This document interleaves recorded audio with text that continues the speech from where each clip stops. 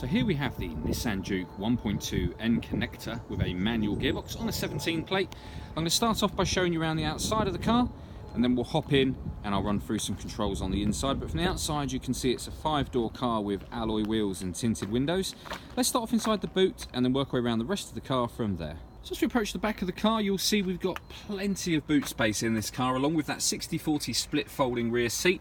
And also this tray will lift and remove to reveal even more space underneath there should you need it. Okay, so we're just going to make our way back round to the front of the car now, and then I'll hop in and run through some controls on the inside. But now that we've done a full circle of the car, you can see that it's in lovely condition the whole way round. Just briefly before I climb in, I think it's well worth seeing the interior from this exterior point of view. The seats are in fantastic condition, as you can see. There's plenty to run through on the dashboard, so let's hop in and we'll do that right now. Okay, now that we're inside the car, we're going to start off with the dials. On the left-hand side, we have the rev counter, and on the right-hand side, the speedometer. At the top, in the middle, you'll see the total miles on this car are 11,371.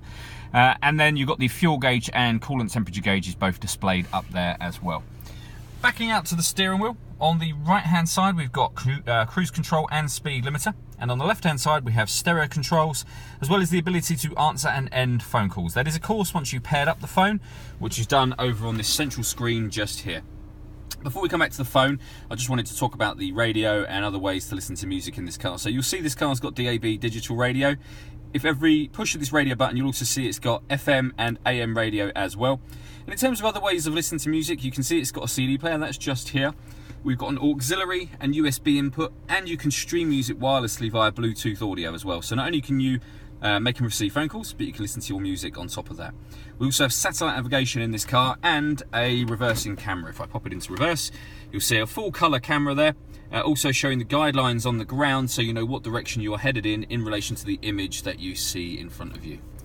Working our way down from that, we have climate control, so you can adjust temperature with this dial, fan speed over here with this one. This button will turn the air conditioning on, it's on at the moment, or off again, or you can hit this one and it will put it on auto. What it will do then is control the fan speed itself to maintain 23 degrees or whatever temperature you've selected. This screen also doubles up as not only the climate control, but a way of changing the driver mode. So you can change the setup of the car from normal to sport, and what it will do, it will affect the engine, the steering and the climate control. So the steering, for example, on sport will become firmer.